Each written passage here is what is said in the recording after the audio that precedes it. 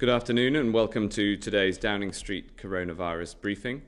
I'm joined remotely by Professor Stephen Powis, the National Medical Director of the NHS, and by Deputy Chief Medical Officer Professor Jonathan Van Tam. Before turning to progress on vaccines, I'd like to go through the latest data. The latest average number of new cases each day is now 22,287. And I'm glad to say that that is just down on the 24,430 a week ago. I want to thank everybody for doing their bit during this lockdown.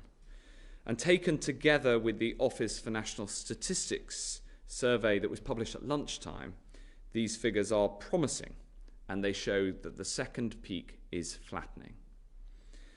But we must keep our resolve. There are today 16,409 COVID patients in hospital across the UK, and sadly, yesterday, 511 reported deaths. This is a virus that has cast a shadow over this incredibly difficult year. And we've always known that the best long-term answer will be the ray of light provided by a vaccine. After clean water, vaccines are the most effective public health intervention that has ever been devised by mankind. They are how we eradicated smallpox and how we're on the brink of eliminating polio. And each winter, they help our NHS stand firm against flu. Already this year, we've vaccinated more than 12 million people, a record number for this time of year. And because I took the decision earlier this year to double the order of flu jabs, I can now announce that we're rolling out free flu jabs in England to all over 50s from the 1st of December. A reminder, your GP will contact you. You don't need to call them. And I want to thank all GPs and pharmacists for the role that they'll play in rolling out the flu jab, this record scale of flu vaccination program this year.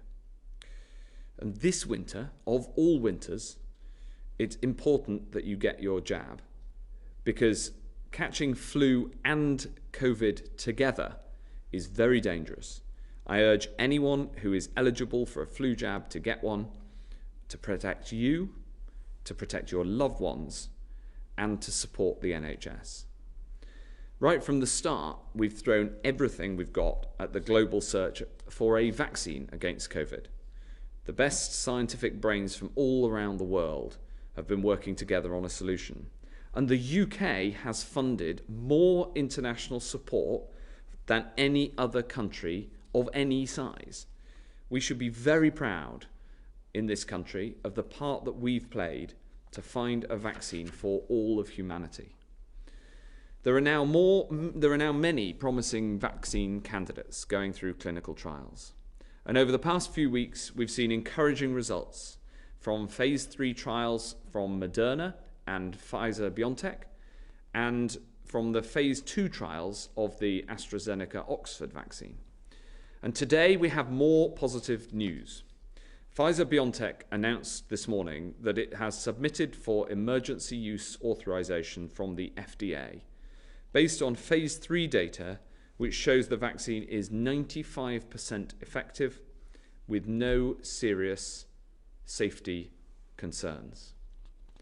Here in the UK, the first step of authorizing a vaccine is for the government formally to ask the independent regulator, the Medicines and Healthcare Products Regulatory Agency, or MHRA as it's known, to assess its suitability.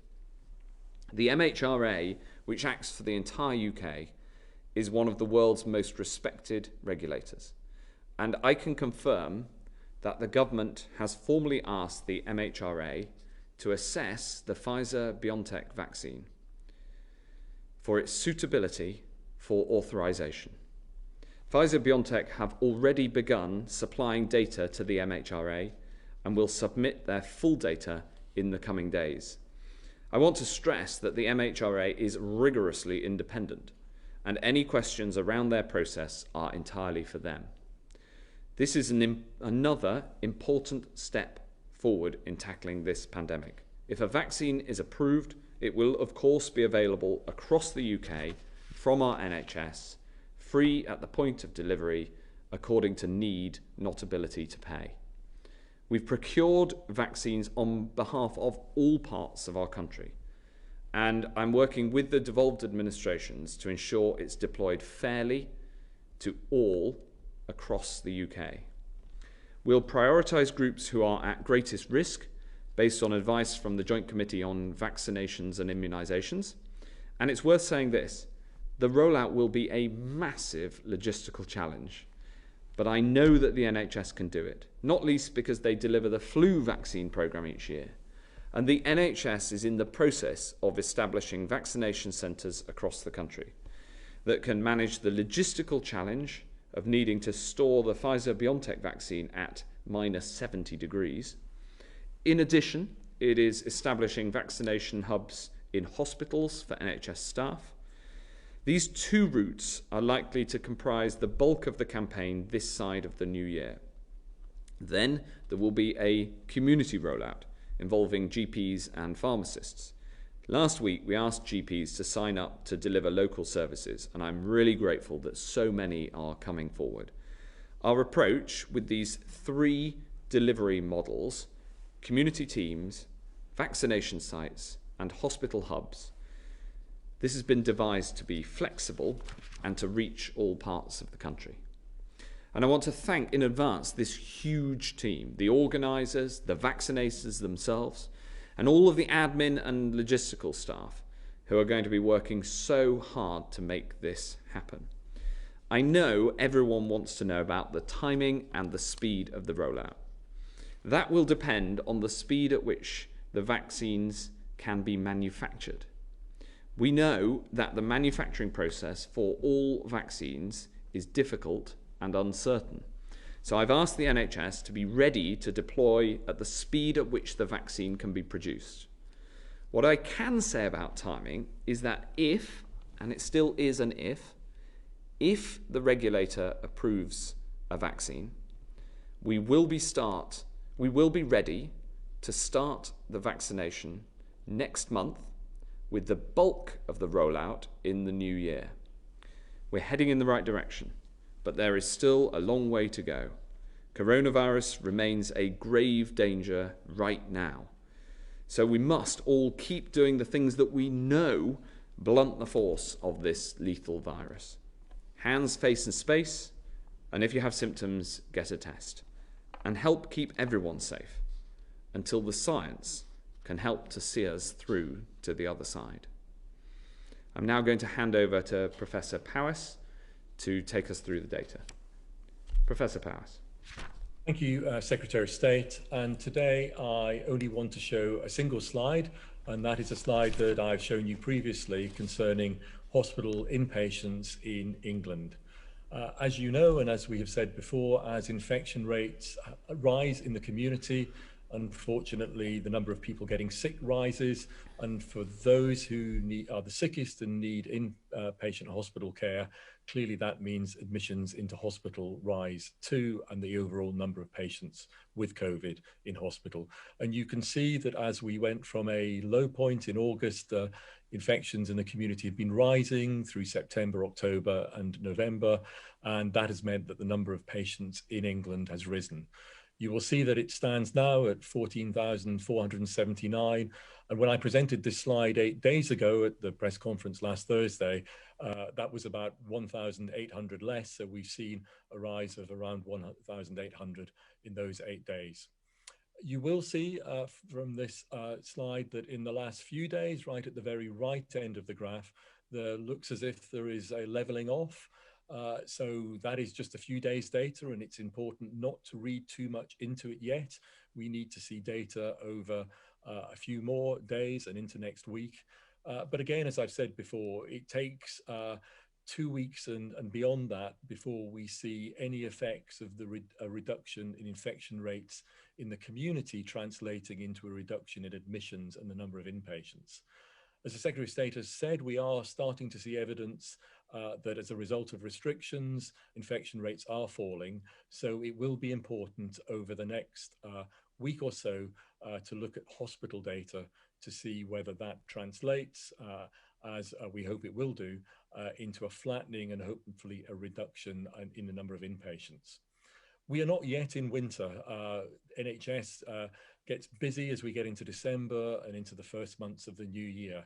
And it's really critical that we keep the number of patients with COVID in hospital down, because it's by doing that that the NHS can ensure that its services are up and running everywhere, that it can treat patients who have other conditions as well as all our COVID patients. And of course, all our staff are incredibly keen to ensure that we are getting through the unfortunate backlog of work that has resulted because of this pandemic.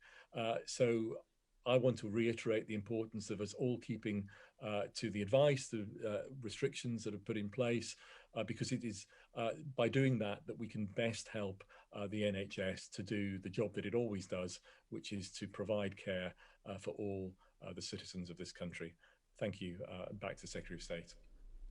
Thanks very much to Professor Powis. And now we'll go to the first question. The first question is from members of the public. And we turn to Stephen from Weybridge. Stephen. ONS stats show us that Black and Asian communities are disproportionately affected by COVID-19. They are 3 to 4 times more likely to die of COVID-19 than those of white ethnicity. As such, will these communities be given vaccine priority after NHS workers, the elderly, and those with pre-existing conditions? Thanks, Stephen. This is an absolutely critical question, and one that the Joint Committee on Vaccinations and Immunisations that advises us on the clinical prioritisation for vaccines has looked at very carefully. And I'm going to turn to Professor Van Tam in a moment because he has been doing the work on this with them and talking to the Joint Committee on this question. But the overall assessment that they have come to so far, based on the information that they have and the interim analysis, which will be updated when the full data is available, is that the most important determining factor in your risk is your age, and of course the need to protect those who are in turn looking after the most vulnerable, the NHS staff and social care staff. And that's the assessment that the JCVI has come to. I'll ask Professor Van Tam now to set out more details. Yes, thank you very much. There is really relatively little to add to the Secretary of State's answer. It is definitely something that JCVI have considered. It is definitely the case that far and away the biggest risk factor for the likelihood of a bad outcome from COVID-19 is age, followed by the presence of comorbidities, that is, chronic underlying illnesses that place you at higher risk. And we do know that a very significant proportion of the unfortunate but true signal we see in Black and minority ethnic groups is driven by the presence of comorbidities that occur at an earlier age. And because the JCVI is very clear already in its provisional priority list that it will be targeting people according to having underlying risk conditions, then they believe that that is the right approach. And I would support that and say that what is now really important is that the vaccine is accessible to all communities, irrespective of their ethnic background, and that people come forwards and that when they are called and the uptake is very high. These are going to be critically important things as we move into a new phase of actually being able to deliver a vaccine program in the early months of next year. Over. Thank you very much, Professor Van Tam. Now we turn to Claire from Birmingham. And Claire's question is, I'm a single parent family who works full-time as a key worker and I will not be paid by my employer. What support is there for working families whose children have to isolate? Thank you, Claire. Another incredibly important question. And we have put in place a system of support so that if you have to isolate and you are eligible for benefits and universal credit, then you can access a £500 support payment for the period that you have to isolate for. And I know that many thousands of people have benefited from that support and that payment so that they can do the right thing, because the self-isolation that's required when you either test positive or a close contact is such an important part of stopping the spread of this virus. Thank you, Claire, for your question. Now we'll turn to Hugh Pym from the BBC.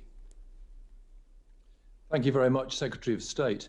How strict will restrictions have to be in England after December the 2nd, and over how many days might there be some relaxation during the Christmas season?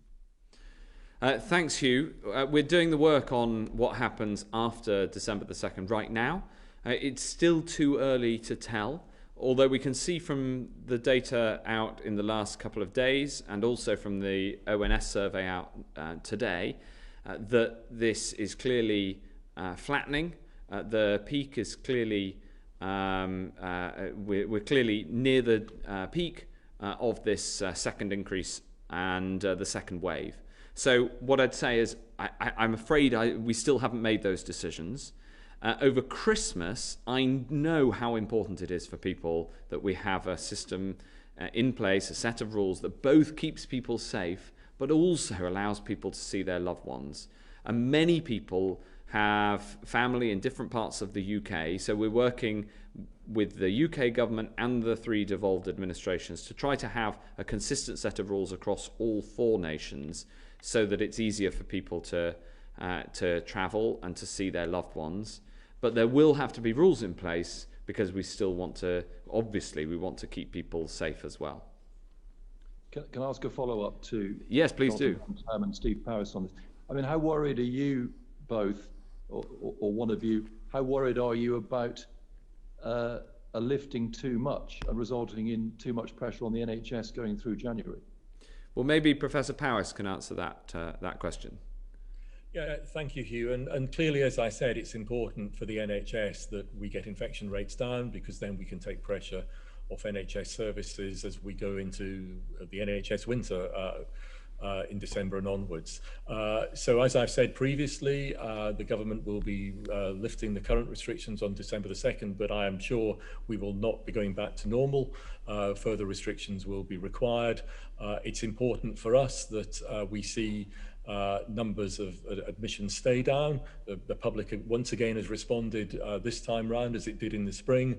We want to ensure that we keep those gains and we keep the pressure off the NHS. But as is quite right, the decisions as to which particular measures need to be in place needs to be a decision for our elected representatives, based, of course, on the data analysis and what the figures are showing us. Thanks very much. The next question from Thomas Clark at ITV. Tom. Thank you, Secretary of State. As you say, the numbers from the ONS survey today do show the outbreak levelling off on average across the country. But in London, the southeast, the east of England, the numbers are still going up. It does beg the question, although it's early days, for the lockdown impact.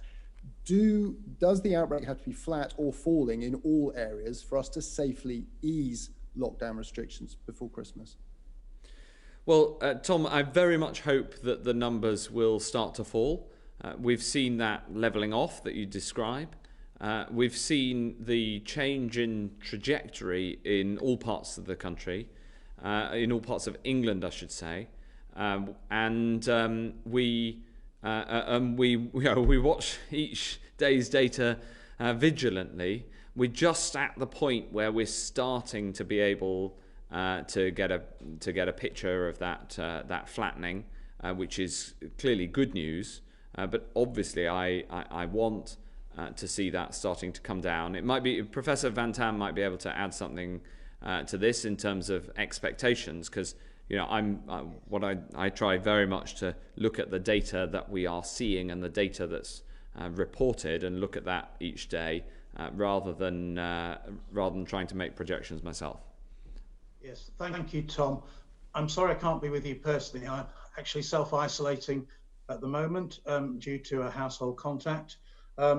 You're quite right in the way that you interpret the latest ONS data, but they are from the weeks 8th to the 14th of November. So they are a few days behind where we are now.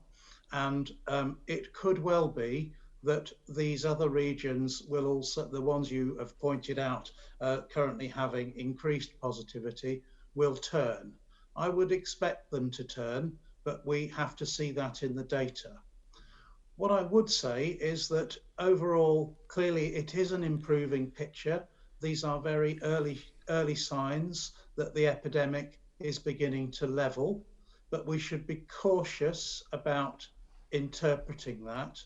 And, you know, please everyone remember that it just takes a few seconds to create new infections through unneeded close contact. Those infections become disease, become illness, typically 5 to 7 days later, and then they become hospitalizations another 7 days after that. So, you know, you could lose this in just a few seconds. And we're not at the end of the prescribed lockdown period at the moment. Every single one of us has to keep up the pressure on this virus and push down on it as much as we can right to the end of the period. Bearing in mind that when we get to the end of that period, actually we see the fruits of our actions a few days, a couple of weeks later. And this is really important. Don't give up on it now. Thank you. Over. Thanks very much, Tom. The next question from Ben Kentish at LBC. Thank you, Secretary of State. I wanted to follow up on Hugh's question, because Sage say that for any day of easing of restrictions over Christmas, we'll need 5 of tougher restrictions to make up for it. Today, we heard that any easing over Christmas could lead to thousands, tens of thousands, more deaths. That likely means more cases. That likely means hundreds more deaths. As Health Secretary, do you believe any easing of restrictions just for Christmas is worth it, given the huge costs involved? And if I could just ask you a second question, Health Secretary, many people watching this would have experienced bullying in the workplace, and they might have hesitant to come forward because of a fear that people in powerful positions simply get away with it. What would your message to them be today? And just very, very quickly to Professor Van Tam. Professor, if you could say in percentage terms now what you believe the chances are of a vaccine being deployed in the UK this year, would you be able to put a figure on that? Thank you very much. Well, thank you. Thanks for those 3 questions, Ben. If I take the first one first, and then I'll ask Jonathan Van Tam to come in. When it comes to Christmas, I understand that as the most important holiday in our year, what an emotional attachment people have to seeing their family over Christmas. Of course I do. And so we are looking for ways to allow that to happen, but also in a way that is safe. The question of how quickly the virus recedes when it's gone up depends on what you get the R down to. So there isn't a fixed figure. The question is the action that we take. And we also have the much expanded mass testing that's available now. But we are going to take of course we're going to take an approach that keeps people safe, as well as recognising the importance of Christmas and the importance of seeing our loved ones over Christmas.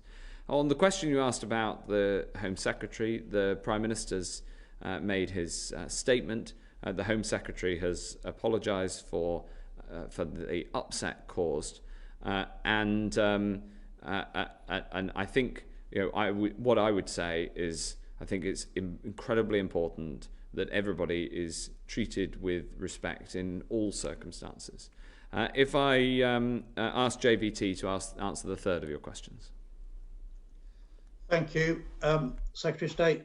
I think I'll just add a little bit of colour to the question about Christmas first, and say, look, you know, the government clearly wants to give us a break to some extent at Christmas. We as citizens all want something of a break. But there are no magic numbers about, you know, one day of Christmas, n days of payback in terms of lockdown. It's partly about the proportionate measures that the government will take in allowing us to have a sensible Christmas. But it's also about whether we comply and whether we follow the rules that are then put in place for that period. And if people don't, then the first scientific principle is that things will go back up again. And that's really, I think, the key message, that there's a dual responsibility here, and there's no magic number about how many days this is going to cost us. So we shouldn't frame it that way. On your second question about certainty about vaccines before Christmas, we do have a certain readout on the Pfizer-BioNTech vaccine, which we have contracted to obtain for the British people. We are waiting the MHRA authorization, or at least consideration of whether it can authorize the vaccine. That is a matter for the MHRA that I'm not going to speculate on, and it will happen at the speed of science. It has to happen in their own time when they are ready, and we need to leave them and trust them to get on with that. We don't know numbers of vaccines. That's of course always in the hands of the manufacturers about what they can produce, and it's in the hands of the manufacturers and the regulatory agencies around how quickly batches can be released for use if they are authorized. And it's pointless us speculating on that at this point in time. But do I believe that we are now on the glide path to landing this plane? Yes, I think I do. Do I accept that sometimes when you're on the glide path, you can have a side wind, and that the landing is not, you know, totally straightforward, totally textbook? Of course. And this is the real science world that we live in. But yes, I think we're on the glide path. Over. Thank you very much. Next question is from Chris Smith at the Times. Chris. Thank you. Now, I know you've said that vaccinations people were dependent on supply, but can you confirm that the plans in the Health Service Journal state that if the supply is there, it will be possible to vaccinate every adult who wants it by April? And those plans suggested that all vulnerable groups would be vaccinated by the end of February. And if so, would that mean that by March, obviously the pandemic would not be over, that you would see a reduction of hospitalizations that would mean there would therefore be no need for restrictions specifically to protect the NHS anymore? Well, it's a very important question. There are all the uncertainties that Professor Van Tam's just set out. The task of the NHS is to ensure that as fast as the vaccine can be manufactured, so it can then be deployed. And I'll turn to Professor Powis to set out some of the details of that, because the NHS is taking the lead in the deployment of the vaccine.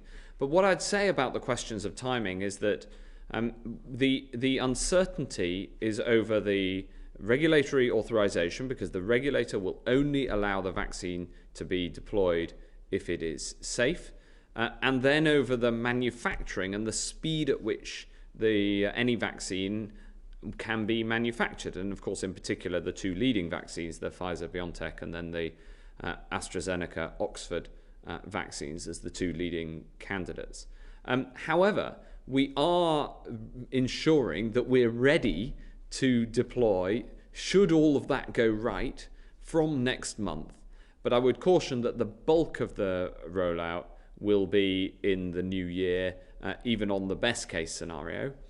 And it will take a few months to get that vaccination program through for the vulnerable groups, if the vulnerable groups stay as currently set out by the guidance from the JCVI. Professor Powis. Yes, thank you, Secretary of State, and thank you, Chris. So I think the slides that you're referring to are from a number of weeks ago, and they are already up to date, already out of date. because we are continually getting new information from the clinical trials, from the manufacturers in terms of what they are able to produce. So in the NHS, our job has been to plan for a number of different eventualities. And we will not be clear exactly how we will be deploying this until a few steps have been taken. And both Professor Van Tam and the Secretary of State have outlined those steps. We don't have an authorized vaccine yet. So firstly, we need the information from the clinical trials. And as you've heard, Pfizer have deposited that with the FDA today and should be shortly doing that with MHRA. So MHRA, as a regulator, have to consider that data. JCVI have to then recommend, assuming it's authorized, the prioritization for who gets vaccine in which order according to risk. And we need information from the manufacturers on what they can manufacture. They're obviously stepping up manufacturing in an unprecedented effort to increase vaccine supply. There's likely to be more than one vaccine coming. And of course, as Jonathan has said, there will be bumps along the way in terms of all these processes. So we are planning for all eventualities. And again, through routes that we take for vaccination already every year through our GPs, through our community pharmacies, through our hospitals, but also through vaccination centres. We, like everybody else, want to get the vaccine out as quickly as possible. We don't underestimate the scale of the challenge. It's a huge challenge, but I, like the Secretary of State, are confident that we will be able to deliver that for the British public, but it will take into next year and it will take a number of months. Whilst we're doing that, it's important that we still, as citizens, comply with the restrictions that are in place now and might be in place for the future, because we will have a tough winter ahead. And we need to do all these things to battle this pandemic and get through. Thanks. Thank you very much, Steve. And the Chief Medical Officer has said in the past, Chris Whitty has said that he hopes that we'll be able to get back more towards normal by the spring. And with this news we've had over the last few weeks and with the expansion of mass testing, I'm more and more confident that he's right. If we go to Jack Blanchard at Politico. Hi, thanks very much. Secretary of State and the others, you'll be aware of the scale of misinformation out there about vaccines and the supposed dangers of them. How are you going to combat that over the next few weeks? And how concerned are you that take-up won't be high enough, assuming these vaccines are approved? And is there a percentage of the population that we need to take this so the virus is actually defeated next year? And just on Priti Patel, if I may, just for you, Secretary of State, what is the point in having an independent advisor on ministerial standards if the Prime Minister is just going to ignore that advice when it's one of his mates in the firing line? Well, I've answered the question on the Home Secretary, and the Prime Minister has been clear that he doesn't think that the Home Secretary has broken the ministerial code. On the substantive question about the vaccine, I'll turn to Jonathan Van Tam in a second, because he's been very clear about the best way to explain to people the benefits of having a vaccine, and all of mainstream science supports the use of vaccines where they're safe, and the safety can be assured by the fact that that no vaccine will be rolled out unless it's signed off by the regulator, which is independent. But the thing I'd say about the way that we discuss this is that there's a huge amount of work that has gone on and is going on in terms of ensuring that the objective, factual information about a vaccine is made available, and to ensure that that is the information that people can have access to, rather than things that aren't true and scare stories that are put about. But the best way to reassure people is not for people like me to talk about it, but it's for those who are the real experts and the clinicians, like Professor Van Tam. Jonathan. Thank you, Secretary of State. So, Jack, I'm not sure if you saw my briefing of a while ago, which I did with Professor Rain from the MHRA. And the MHRA were very clear that there is absolutely no difference in terms of the rigour and the standards they will apply to COVID-19 vaccines as to any other before they authorise them. And I was very clear that I will be very happy with their authorisation and very happy, indeed eager to take a vaccine myself, and will be telling my mum to do so. And that, I think, is a really important message. On vaccine misinformation, I just don't propose to give it any airtime because it is just that, misinformation. And judging by the correspondence I've had from members of the public in the last couple of weeks, it is clear that there is much more anxiety about when vaccines will be available and where people are on the priority list. And I understand that anxiety. And what I would say is if we can obtain the vaccines at the scale which is reflected in our ambition, and if the NHS delivers them in accordance with the challenge set down by the Secretary of State, that the only thing that will hold us back is supply, then in actual fact, people shouldn't worry too much about where they are on a priority order, because the difference between being, at this level versus that level will be 1 or 2 or 3 weeks. It won't be very long at all, because we intend to move with as much pace as we can possibly muster. Over.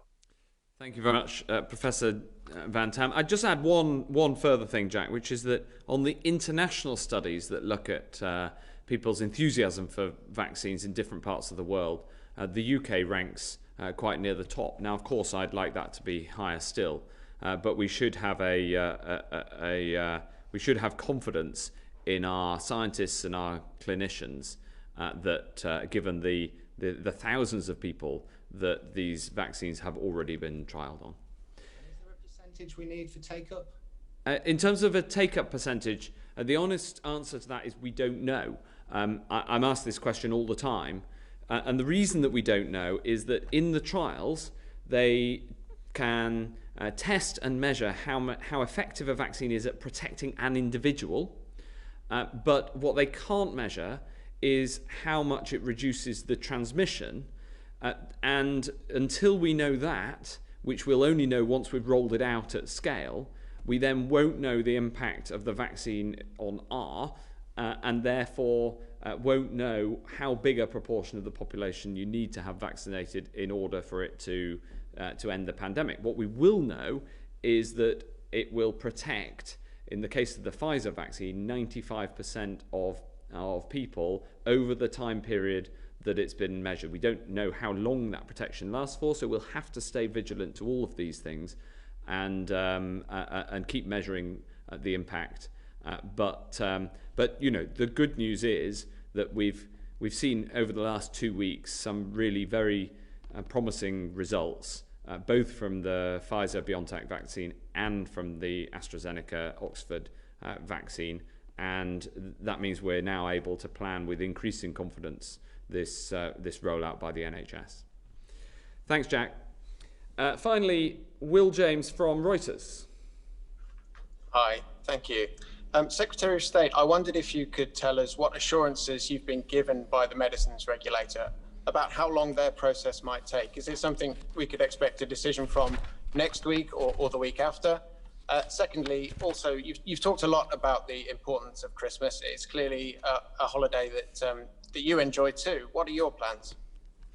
Well, my plans at the moment are to have a small family Christmas, maybe with my father-in-law, who lives on his own and is in our family bubble. That would be allowed under the existing rules, and I'm very respectful of the work going on, which is being led by others to see if we can get a UK-wide approach. So that's why I'm reluctant to comment any more on what the Christmas arrangements might be, because I just think it would be such a boost to the whole of the UK if the 4 nations, each responsible for healthcare in a devolved way, can come together and agree a set of arrangements that's both both safe and careful and sensible, but also allows families to see each other at Christmas. On the MHRA question, it is absolutely a question for them how long they take. I am not going to prejudge that at all. And in fact, I took the trouble in the opening statement to say that questions around their process are entirely for them. I hope you'll respect that because I don't want to even give any impression of trying to impinge on their independence. It wouldn't work anyway, even if I tried. And so I can't answer that question. But what I can do is say that given the Pfizer-BioNTech application in the United States to the FDA, that has given us the confidence, and with their data releases over the last few days, that has given us the confidence formally to start the process here, which by law first requires the government to ask the MHRA to consider an authorisation, and I'm delighted that we've been able to announce that today. Thanks, Will. Thanks all for the questions, members of the public, members of the press. Thank you for Professor Van Tam and Professor Powis for also ably fielding questions virtually. And that concludes today's coronavirus briefing.